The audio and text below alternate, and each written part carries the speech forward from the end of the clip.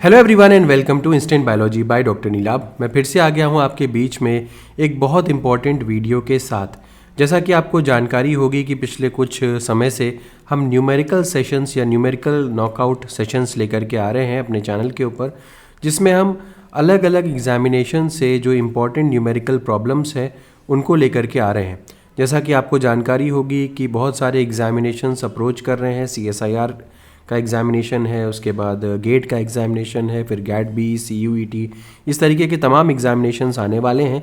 तो उन सभी एग्ज़ामिनेशंस में किस तरीके से आप न्यूमेरिकल्स के ऊपर बेहतर ग्रिप लेकर के आ सकते हैं, उससे रिलेटेड ये सारे के सारे वीडियोज़ हैं। हम टॉपिक वाइज इस तरीके से वीडियोज़ अपलोड कर रहे हैं। इससे पहले वाले वीडियोज़ में हम लोगों ने हैंडरसन हैसलबैक इक्वेशन और इसके अलावा pH कैलकुलेशन, इसके अलावा मोलैरिटी वगैरह के ऊपर क्वेश्चंस अपलोड किए थे। आज के सेशन में स्पेसिफिकली हम लोग अमाइनो एसिड और प्रोटीन के ऊपर चार्ज कैलकुलेशन के बारे में बातचीत करने वाले हैं। तो इस वीडियो को लास्ट तक ज़रूर देखिएगा। इसमें कई सारे ऐसे क्वेश्चंस हैं जिसको आप करेंगे तो आपको काफ़ी बेहतर अंडरस्टैंडिंग हो जाएगी कॉन्सेप्ट्स की, और न्यूमेरिकल्स को भी करने का एक बेहतर तरीका आपको समझ में आएगा। तो चलिए बिना देर किए हुए शुरू करते हैं। तो आज का जो सबसे पहला जो न्यूमेरिकल मुझे आपको दिखाना है वो है ये। तो आप देख सकते हैं अपनी स्क्रीन के ऊपर, यहाँ पे जो न्यूमेरिकल दिया हुआ है, अगर आप इसको देखें तो यहाँ पे दिया हुआ है choose the most appropriate pH eight which the net charge is zero for the molecule from the data shown below. अब अगर हम लोग इसको गौर से देखें तो हम इसको ज़रा कैलकुलेट करने की कोशिश करते हैं। तो यहाँ पे हमें एक अमाइनो एसिड का स्ट्रक्चर दिया हुआ है। आप कैसे कह सकते हैं कि ये अमाइनो एसिड है? क्योंकि आप देख सकते हैं यहाँ पे एक, अगर मैं इसको इस वाले कार्बन को मैं अल्फ़ा कार्बन कंसिडर करूँ और ये वाला जो कार्बोक्सिल ग्रुप है ये अल्फ़ा कार्बोक्सिल ग्रुप है, और ये वाला जो अमाइनो ग्रुप है वो अल्फ़ा अमाइनो ग्रुप है, अल्फ़ा अमाइनो ग्रुप है, और ये वाला जो है ये आपका आर ग्रुप है, ये पूरा आर ग्रुप है। अब यहाँ पे देख सकते हैं आप आर ग्रुप में जो है वो COOH लगा हुआ है, यानी कि एसिडिक अमाइनो एसिड है। अब यहाँ पे पूछ क्या रहा है, इसी को हम अलग अलग pH वगैरह बढ़ा करके देख रहे हैं, और उस पर हमें पूछ रहा है कि मोस्ट अप्रोप्रिएट pH कौन सा होगा eight which the net charge is zero. कौन सा मोस्ट अप्रोप्रिएट pH होना चाहिए जिसके ऊपर नेट चार्ज ज़ीरो हो जाए, और ये डेटा यहाँ पे दिया हुआ है। सबसे पहले तो सबसे इस तरीके का जो क्वेश्चन होता है उसमें सबसे पहला स्टेप जो होना चाहिए, स्टेप 1 जो होना चाहिए वो आपका होना चाहिए ढूंढना स्ट्रक्चर में where the charge is zero. सबसे पहले हम स्ट्रक्चर में देखें where the charge is zero. तो ज़ीरो चार्ज कहाँ पे है, सबसे पहला काम तो ये देखना है। तो अगर आप देखना शुरू करें, यहाँ पे इसके ऊपर चार्ज है प्लस, और इसके ऊपर चार्ज यहाँ पे ज़ीरो है, और यहाँ पर भी चार्ज ज़ीरो है। तो यहाँ पे इसका अगर हम लोग चार्ज देखें तो नेट चार्ज यहाँ पे +1 है, ये हमारे काम का नहीं है। अब हमें देखना है कि दूसरे वाले फिगर में क्या है। ये NH3 प्लस है, ये NH3 है। तो NH3 बेसिकली यहाँ पे एक और वैलेंसी जुड़ी हुई है N के साथ, 3 हाइड्रोजन और एक और ये बॉन्ड बना हुआ है, तो जाहिर सी बात है यहाँ पे +1 चार्ज है। यहाँ पे अगर देखें ये कार्बोक्सिल ग्रुप है, यहाँ पे -1 चार्ज है क्योंकि ये H प्लस आयन अपना दे चुका है, और यहाँ पे ये COOH दिया हुआ है, यानी कि इसके ऊपर चार्ज जो है वो ज़ीरो चार्ज है। तो अगर हम इस कंडीशन में देखें तो +1 और -1 अगर हम लोग देखें तो this will be equal to zero. तो ये कंडीशन है जहाँ पे हमें ज़ीरो दिख रहा है, और कहीं पर भी अगर आप देखेंगे तो वहाँ पे आपको ज़ीरो नहीं मिलेगा। जैसे कि अगर आप यहाँ पे देखें तो ये -1 हो गया, यहाँ पे भी ये -1 है, और यहाँ पे ये +1 है। तो यहाँ पे जो नेट चार्ज हो गया वो कितना हो जाएगा, -1 हो जाएगा। अगर यहाँ पे देखें तो चार्ज हो गया -1, यहाँ पे देखिए चार्ज हो गया -1, और यहाँ पे देखिए चार्ज हो गया NH3, ये +1 हो गया, तो अगेन यहाँ पे चार्ज जो है वो -1 हो जाएगा। खैर, हमारा पर्पस था यहाँ पे चार्ज ज़ीरो ढूंढना। तो चार्ज ज़ीरो जो है वो इस स्ट्रक्चर पे होता है। तो once you have found out कि चार्ज ज़ीरो कहाँ पे है, तो स्टेप नंबर 2 होगा use the pKa value to the left and right of the structure having charge 0। तो दैट मीन्स हमें अगर ये पता करना है कि pH कौन सा होगा जहाँ पे हमारा फाइनल चार्ज जो है वो 0 आएगा, उसको कैलकुलेट करने के लिए बस आपको जहाँ पे 0 दिख रहा है उसके पहले का pK और उसका बाद का pK वैल्यू आपको यूज़ करना है। इससे हमें पता चल जाएगा कि कौन से pH के ऊपर यहाँ पे चार्ज जो है वो 0 होने वाला है। तो अगर हम लोग नेक्स्ट कैलकुलेट करने की कोशिश करें तो आप देख सकते हैं, तो यहाँ पे अगर हम कैलकुलेट करें तो ये वाला जो स्ट्रक्चर है इसको हमें ध्यान में रखना है, इस वाले स्ट्रक्चर को। तो इस स्ट्रक्चर के पहले ये वाला pKa वैल्यू दिया हुआ है और इस स्ट्रक्चर के बाद ये वाला pKa वैल्यू दिया हुआ है। हमें ध्यान में रखना है ये वाला स्ट्रक्चर, इस स्ट्रक्चर को ध्यान में रखना है। तो अगर दोनों pK वैल्यू को अगर हम देखें तो फॉर्मूला क्या हो जाएगा मेरा, pKa1 plus pKa2 divided by 2, ये हमें बता देगा कि हमारा कौन सा pH होना चाहिए जिस पे मेरा चार्ज 0 हो जाएगा, या इसी को मैं आइसोइलेक्ट्रिक पॉइंट बोलूँगा, जहाँ पे मेरा चार्ज जो है वो, जहाँ पे मेरा जो चार्ज होगा वो नेट चार्ज 0 हो जाएगा, आइसोइलेक्ट्रिक पॉइंट बोलेंगे इसको। तो यहाँ पे अगर हम लोग देखने की कोशिश करें तो pKa1 की वैल्यू मेरी दी हुई है 2.02 और दी हुई है pKa2 की वैल्यू 3.80 और इसको आपको 2 से डिवाइड कर देना है। तो ये करीब करीब हो जाएगा 5.82 के आसपास आएगा, और 5.82 का अगर आप आधा कर देंगे तो ये लगभग 2.91 के आसपास आ जाना चाहिए। This should be equal to 2.91, ये मेरा आंसर हो जाएगा।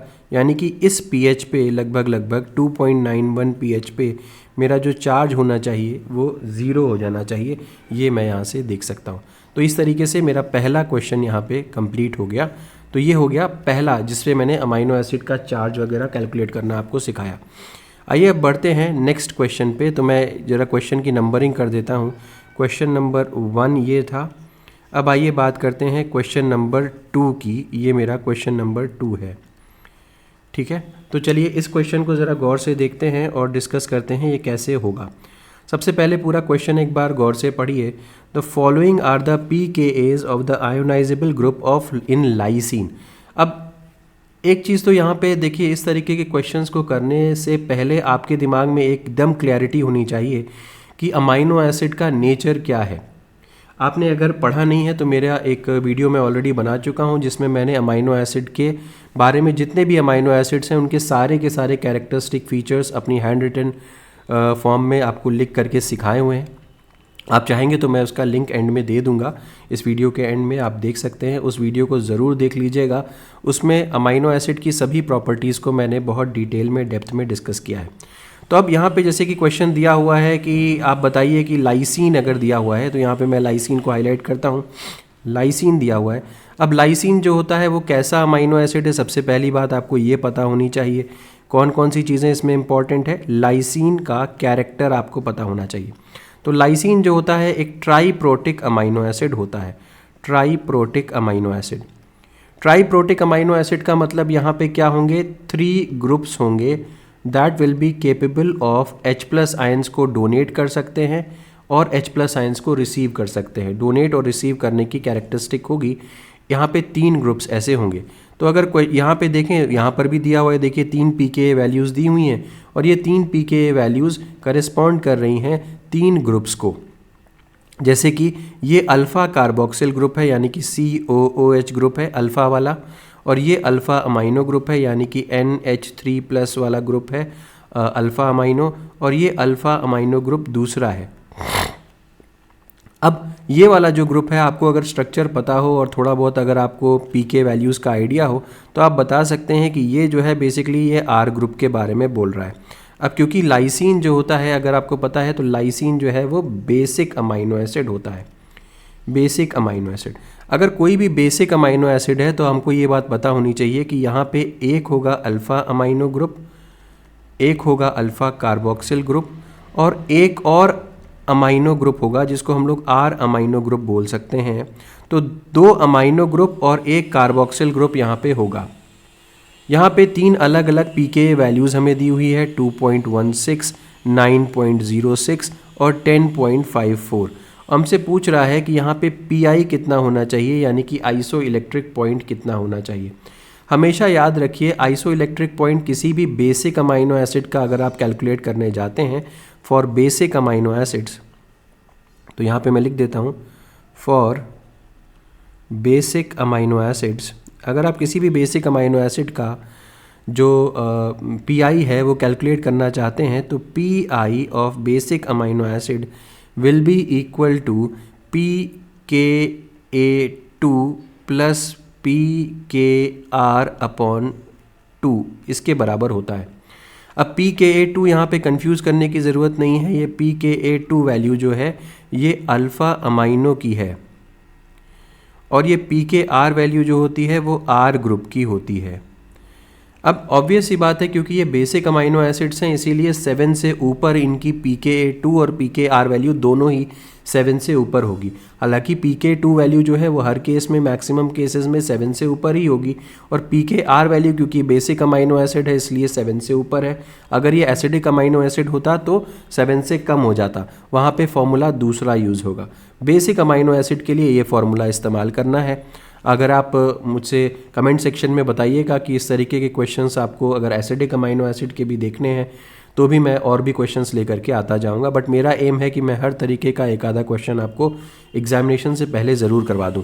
तो अब यहाँ पे अगर हम लोग कैलकुलेट करने चलें वापस से पी का वैल्यू, तो P is equals to PKA2 की वैल्यू है 9.06 प्लस PKr की वैल्यू हो गई 10.54 और अपॉन 2 कर दीजिए। तो इसको अगर आप सॉल्व करेंगे तो ये 19 और करीब करीब ये हो जाएगा 20 के आसपास। तो अगर ये अगर ये 20 के आसपास है तो 20 को अगर आप लगभग 2 से डिवाइड कर दें तो ये हो जाएगा, मुझे लगता है कि 9.8 के आसपास इसकी वैल्यू आ जाएगी जो कि यहाँ पे दी हुई है ये, ठीक है। तो 9.8 यहाँ पे वैल्यू है। तो अगर कोई पूछे आइसो इलेक्ट्रिक पॉइंट की वैल्यू लाइसिन के केस में कितनी हो जाती है तो आप आराम से कह सकते हैं यहाँ पे वैल्यू आ जाएगी मेरी 9.8। दिस इज़ माय आंसर, ठीक है। तो ये हो गया लाइसिन के केस में। नेक्स्ट क्वेश्चन की तरफ ज़रा बढ़ चलते हैं और यहाँ पे देखिए ये एक और क्वेश्चन दिया हुआ है। यहाँ पर भी आइसो इलेक्ट्रिक पॉइंट और चार्ज के से रिलेटेड क्वेश्चन है। जल्दी से इसको अगर हम लोग स्टडी करें, the PK of ionisable groups in the tripeptide shown below are indicated in the structure. तो ये एक ट्राईपेप्टाइड है। अगर आप गौर से देखें तो यहाँ पे 3 अमाइनो एसिड्स यहाँ पे जुड़े हुए हैं, 3 अमाइनो एसिड्स जुड़े हुए हैं।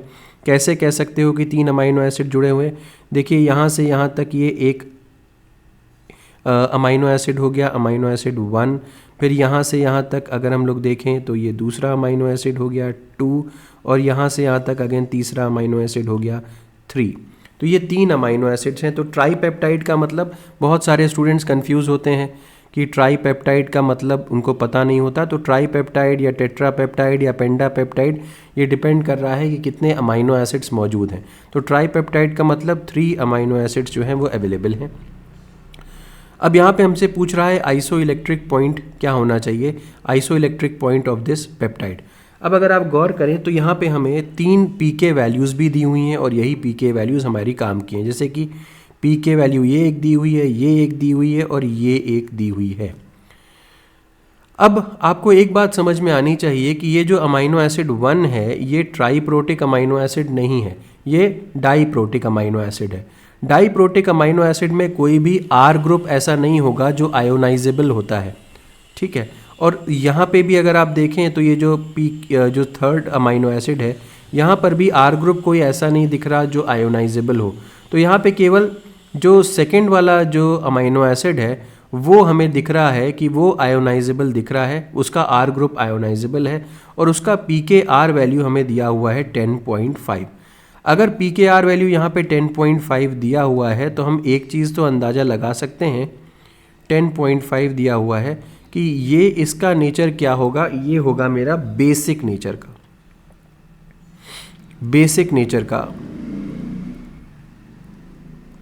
बेसिक नेचर का ये होना चाहिए। अब मैं ऑलरेडी आपको बता चुका हूँ कि जब भी आपको बेसिक का कैलकुलेट करना है तो आपके पास 3 PK वैल्यूज़ दी हुई हैं, आप कैसे कैलकुलेट करोगे। आपको ये देखना है कि यहाँ पे क्योंकि सिंस बेसिक अमाइनो एसिड है और ये इन्फ्लुएंस कर रहा होगा पीआई को, तो आइसो इलेक्ट्रिक पॉइंट का फॉर्मूला यहाँ पे कितना हो जाएगा, isoelectric point is equals to, बाकी याद रखिएगा कोई भी अमाइनो एसिड जो है वो ट्राईप्रोटिक नहीं है तो उसका आर ग्रुप काउंट नहीं होगा। उसके केस में इस ट्राईप्रोटिक अमाइनो एसिड के केस में यहाँ पे अल्फ़ा अमाइनो ग्रुप का पीके काउंट हो रहा है, अल्फ़ा कार्बोक्सिल का काउंट हो रहा है, और ये पीके यानी कि इस अल्फ़ा अमाइनो इस आर ग्रुप आर अमाइनो का आर NH3 का काउंट हो रहा है। अब इसमें से फॉर्मूला में कौन कौन से पीके वैल्यूज़ को हम कंसिडर करेंगे। ऑब्वियसली क्योंकि बेसिक है तो इसका जो फाइनल पीआई होना चाहिए वो 7 से ज़्यादा आना चाहिए। हमेशा याद रखिएगा कि जब भी आप किसी बेसिक नेचर के पेप्टाइड को कैलकुलेट करने जा रहे हैं तो उसका जो पीआई वैल्यू होगा वो हमेशा 7 से ऊपर आएगा, और 7 से ऊपर या 7 से ज़्यादा लाने के लिए आपको जो दो पीके वैल्यूज़ चूज़ करनी पड़ेंगी वो एक ये होगी और एक ये होगी। तो जल्दी से देखते हैं। मैं पहले भी आपको बता चुका हूँ कि PK2 प्लस PKR फॉर्मूला यहाँ पे होता है, तो उसी को जल्दी से हम लोग यूज़ करते हैं। PI is equals to PK2 plus PKR divided by 2, और यहाँ पे आप कैलकुलेट करेंगे तो ये आएगा 9.8 प्लस 10.5 डिवाइडेड बाई 2, और इसको कैलकुलेट करेंगे तो ये लगभग आ जाएगा 10.15। तो क्या हमारा आंसर दिया हुआ है? जी हाँ, तो ये आइसो इलेक्ट्रिक पॉइंट आ गया 10.15। तो ये इस क्वेश्चन के लिए हो गया। तो मैंने आपको यहाँ पे ये दिखाया कि किस तरीके से आप इस क्वेश्चन को कैलकुलेट कर सकते हैं आइसो इलेक्ट्रिक पॉइंट के रिस्पेक्ट में। आइए नेक्स्ट क्वेश्चन देखते हैं। यहाँ पे दिया हुआ है what is the net charge. इस क्वेश्चन को अगर पढ़ें तो what is the net charge of the peptide tyrosine valine arginine at pH 5.0, pKs of alpha amino and alpha carboxyl group are 9.6 and 2.3, and pKs of tyrosine and arginine side chains are 10.46 and 12.48 respectively। अब पहले तो हमें इस question में हमें ये लिख लेना चाहिए कि हमारा जो पेप्टाइड है वो क्या है। तो जल्दी से मैं यहाँ पे पेप्टाइड लिखता हूँ। तो पेप्टाइड अगर हम लोग देखें तो यहाँ पे ये पेप्टाइड है टायरोसिन, वैलिन और ये आर्जिनिन। इस तरीके से मेरा पेप्टाइड है। दूसरी चीज़ आपको यहाँ पे ये ध्यान देनी चाहिए कि जब भी आप पेप्टाइड लिख रहे हो तो यहाँ पे अमाइनो ग्रुप लिखें। अभी मैं NH3 प्लस फॉर्म में लिख रहा हूँ और बाद में pH को देख करके इसको मैनेज किया जाएगा, और यहाँ पे मैं COOH लिख दिया। तो क्योंकि भाई जब भी पेप्टाइड होगा तो उसका एक अल्फ़ा अमाइनो और एक अल्फ़ा कार्बोक्सिल ग्रुप होगा ही होगा। और दूसरी चीज़ pKa's of alpha amino and alpha carboxyl group are 9.6 and 2.3। तो इसका pKa दिया हुआ है 9.6 pKa, और इसका pKa दिया हुआ है 2.3। pKa दिया हुआ है इसका 2.3। इतनी बात समझ में आई। अब दूसरी चीज़ टायरोसिन और आर्जिनिन की साइड चेन्स का pKa कितना दिया हुआ है। याद रखिएगा कि टायरोसिन जो है, हमेशा टायरोसिन जो होता है ये आपका ट्राईप्रोटिक अमाइनो एसिड होता है। टायरोसिन जो है वो ट्राईप्रोटिक अमाइनो एसिड है, ट्राईप्रोटिक। और सेम वे में आर्जिनिन भी ट्राईप्रोटिक अमाइनो एसिड है।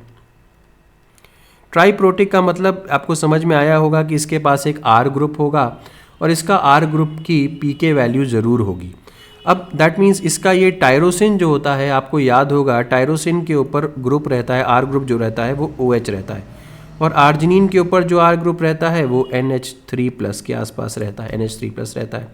अब इन दोनों के पीके वैल्यूज़ भी दिए हुए हैं। इन दोनों के पीके वैल्यूज़ क्या हैं अगर हम देखें तो टायरोसिन एंड आर्जिनिन का, टायरोसिन का होता है 10.46 दिया हुआ है, आर्जिनिन का दिया हुआ है 12.48।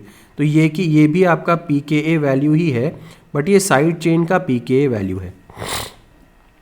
अब हमसे पूछ रहा है कि मान लीजिए क्वेश्चन में आपको दिया हुआ है pH कितना, pH दिया हुआ है 5।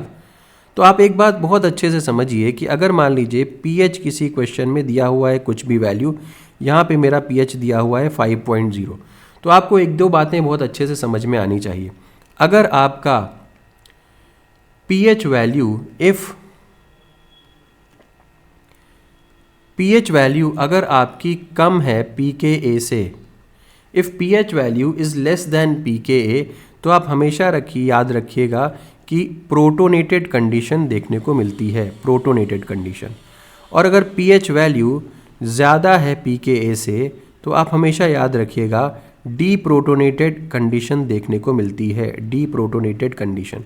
अब प्रोटोनेटेड और डीप्रोटोनेटेड कंडीशन अलग अलग केसेस में अलग अलग चार्ज प्रोवाइड कर सकती है। जैसे अमाइनो के केस में अगर मान लीजिए NH2 है, NH2 अगर प्रोटोनेट होगा तो ये NH3 प्लस में बदल जाएगा और ये चार्ज देगा +1। वहीं अगर COO माइनस को देखें तो ये प्रोटोनेट होगा तो COOH बन जाएगा और यहाँ पे चार्ज हो जाएगा 0। वहीं डीप्रोटोनेटेड कंडीशन में अगर हम लोग देखें तो NH3 प्लस को अगर आप डीप्रोटोनेट करेंगे तो ये बन जाएगा NH2, चार्ज देगा 0। और वहीं COOH को अगर आप डीप्रोटोनेट करने जा रहे हैं तो चार्ज हो जाएगा -1। इस तरीके की कुछ बात यहाँ पे हम लोग सीख सकते हैं, समझ सकते हैं। तो अब इसी कॉन्सेप्ट को लेकर के ज़रा ऊपर चलते हैं और चार्ज कैलकुलेट करने की कोशिश करते हैं। सबसे पहले ज़रा देखते हैं कि जो अल्फ़ा अमाइनो ग्रुप है इसके ऊपर चार्ज कितना होगा।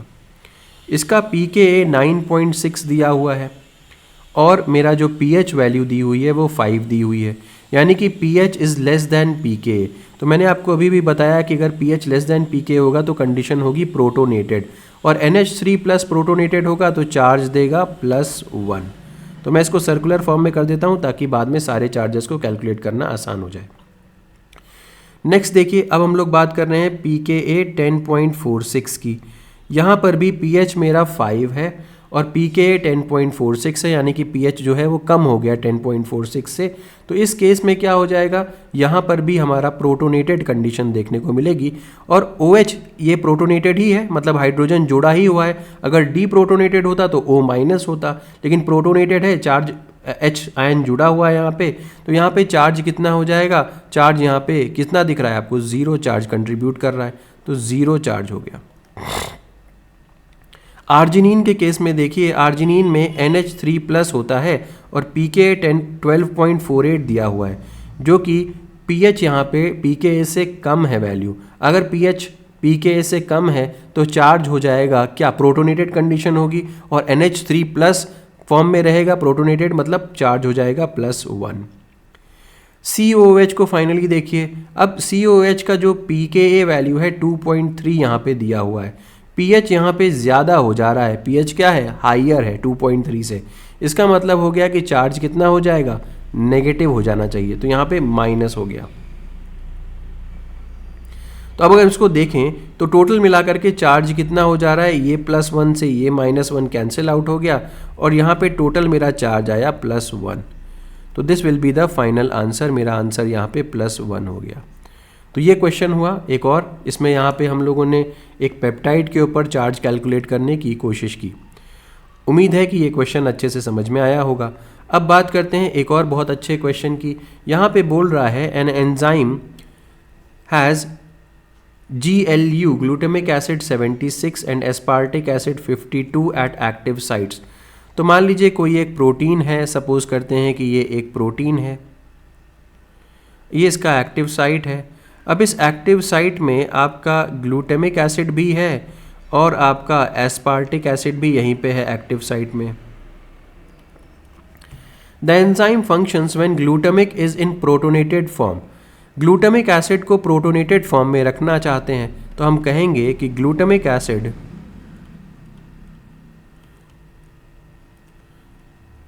एसिड को आप किस फॉर्म में रखना चाहते हो, प्रोटोनेटेड फॉर्म में रखना चाहते हो, ठीक है। And aspartic acid in the deprotonated form, aspartic acid को डीप्रोटोनेटेड फॉर्म में रखना चाहते हो। The pH where enzyme will show maximum activity will be. कौन सा pH ऐसा होगा जिस पे एंजाइम मैक्सिमम एक्टिविटी शो करेगा, और दोनों का pKa वैल्यू आपको दे रखा है। pKa इसका कितना pKa है, यहाँ पे अगर हम देखें इसका pKa दिया हुआ है 5.6 और एस्पार्टिक एसिड का दिया हुआ है 4.5। तो अब अगर ये सोचिए कि ग्लूटामिक एसिड को आप प्रोटोनेटेड करना चाहते हैं, ठीक है, ग्लूटामिक एसिड को प्रोटोनेट करना चाहते हो, अभी अभी मैंने आपको यहाँ पे लिखा है कि प्रोटोनेटेड कंडीशन के लिए pH should be less than pKa। तो प्रोटोनेटेड कंडीशन में करना चाहते हैं तो pH जो होना चाहिए वो लेस देन pKa होना चाहिए, यानी कि यहाँ पे हम कह सकते हैं पहला केस में pH should be less than 5.6। ये बात तो समझ में आई। और दूसरे केस में आप कह रहे हैं कि एस्पार्टिक एसिड को डीप्रोटोनेट करना चाहते हैं, और अगर एस्पार्टिक एसिड को आप डीप्रोटोनेट करना चाहते हैं तो एस्पार्टिक एसिड के pKa से ज़्यादा pH होना चाहिए, तो pH should be greater than 4.5। तो हम कह सकते हैं कि मेरा जो pH होना चाहिए वो कहीं कहीं 5.6 से 4.5 के बीच में ही पड़ रहा है। तो क्यों ना इसको इसमें ऑप्शंस में हम लोग चेक कर लेते हैं। तो 4.5 से 5.6 के बीच में आना चाहिए। 4.5 मतलब एग्जैक्टली सेम आएगा तो वहाँ पे डीप्रोटोनेशन हो जाएगा, लेकिन आप 4.5 नहीं ले सकते, 5.6 नहीं ले सकते, क्योंकि ये एग्जैक्टली सेम है वैल्यू। हमने कहा है कम होना चाहिए, इक्वल बोला नहीं मैंने। 10.1 तो बिल्कुल ही नहीं ले सकते। अब ऑप्शन बचा मेरा पास 5.05। तो करेक्ट ऑप्शन क्या हो गया guys? 5.05 would be my correct option. तो ये मेरा सही ऑप्शन हो गया। तो उम्मीद है कि ये क्वेश्चन भी आपको अच्छे से समझ में आया होगा।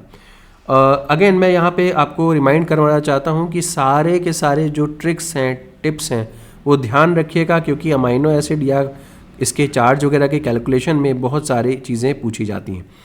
नेक्स्ट क्वेश्चन, और ये लास्ट क्वेश्चन है, ये अगेन प्रोबेबिलिटी से रिलेटेड क्वेश्चन है और काफ़ी अच्छा क्वेश्चन। अगर आपको क्लिक किया तो probability of occurrence of same amino acid sequence in 2 different oligopeptides.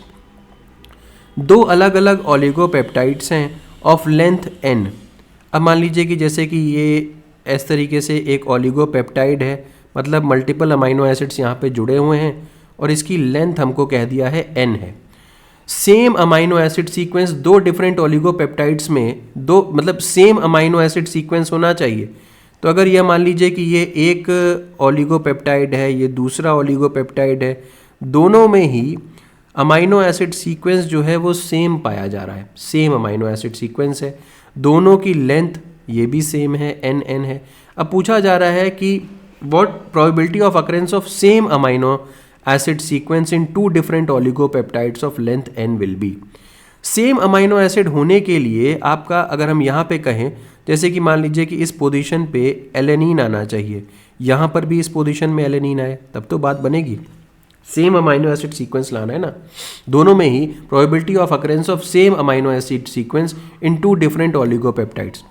That means यहाँ पे एलेनिन आए। अब एलेनिन का जो प्रपोर्शन है वो, यानी कि जो प्रोबेबिलिटी है एलेनिन की इस पोजीशन में आने की, वो कितनी हो जाएगी? 1/20। ऐसा क्यों कह रहे हो?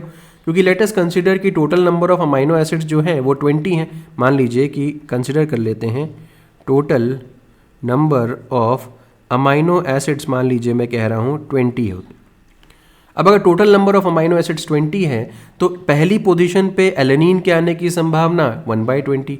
दूसरी पोजीशन पे मान लीजिए मैं कहूँ कि नहीं वैलिन आना चाहिए, तो यहाँ पर भी वैलिन आएगी, इसके आने की प्रोबेबिलिटी कितनी आ जाएगी? अगेन 1/20।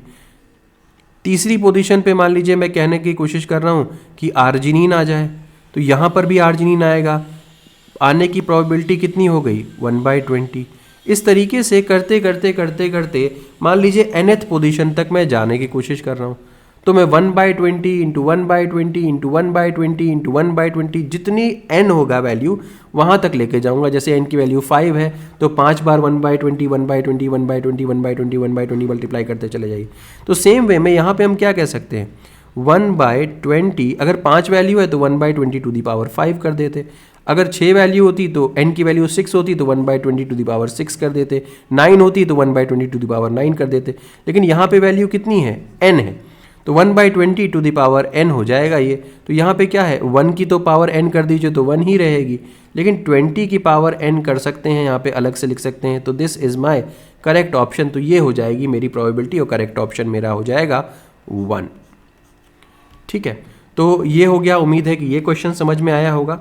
तो ये 3 4 5 क्वेश्चन जो थे वो इस तरीके के थे जो कि आपको एक अच्छा आइडिया दे सकते थे अमाइनो एसिड की प्रॉपर्टीज़ और अमाइनो एसिड की चार्जेस के ऊपर। एक बहुत ही इंपॉर्टेंट अनाउंसमेंट भी करना है आपसे कि ऑलरेडी आपको पता होगा कि हमने अपना गेट बायोटेक्नोलॉजी का क्रैश कोर्स लॉन्च कर दिया है। इसकी स्टार्टिंग जो है वो आपकी 11 दिसंबर से हो रही है, 11 दिसंबर से इसकी स्टार्ट हो रही है और ऑलरेडी हाफ से ज़्यादा सीट्स फुल भी हो चुकी हैं। आपको मैं पहले ही बता चुका हूं कि मैं जो कम ही स्टूडेंट्स को पढ़ाता हूं, तो कुल मिलाकर के 30 सीट्स हैं मेरे पास और उसमें से आधी से ज़्यादा सीट्स फुल हो चुकी हैं। तो अगर आप इंटरेस्टेड हैं इसको ज्वाइन करने में तो आप हमसे कनेक्ट कर सकते हैं। इसमें क्या क्या चीज़ें मिलने वाली हैं, सबसे पहले मैं यहाँ पर कुछ इंपॉर्टेंट पॉइंट्स आपके लिए बता देता हूँ। सबसे बड़ी बात है कि ये बहुत ही अफोर्डेबल कॉस्ट के ऊपर अवेलेबल है। कुल मिलाकर के जो टोटल कॉस्ट जो इस कोर्स का है वो 3500 रुपीज़ है। इसके अलावा अगर मैं कहूँ तो PDF नोट्स आपको परमानेंट डाउनलोडेबल फॉर्म में मिल रहे हैं। वीडियो की जो रिकॉर्डिंग्स है, वीडियो रिकॉर्डिंग्स जो अवेलेबल होंगी वो आपकी अगेन जो गेट का एग्ज़ामिनेशन है फरवरी तक अवेलेबल रहेंगी, गेट के एग्ज़ामिनेशन तक। इसके अलावा रिवीजन में आप पार्टिसिपेट कर सकते हैं।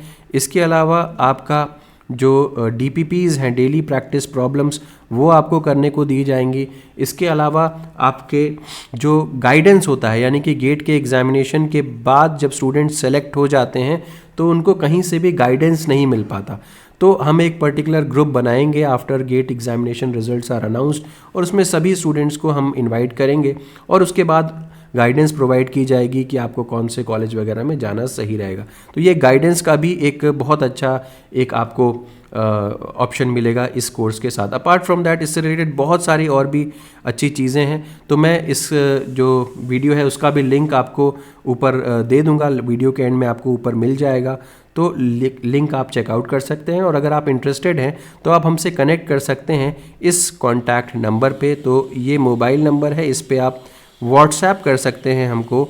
8299134528। तो ये व्हाट्सएप नंबर है, इस पे आप हमसे कनेक्ट कर सकते हैं।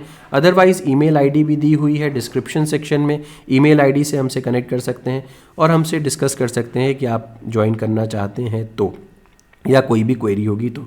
उम्मीद है कि ये वीडियो पसंद आया होगा। अगर वीडियो पसंद आया तो ज़रूर लाइक करिएगा, अपने फ्रेंड्स के साथ शेयर करना ना भूलिएगा, बेल आइकन को ज़रूर प्रेस करिएगा। Thank you so much, have a good day.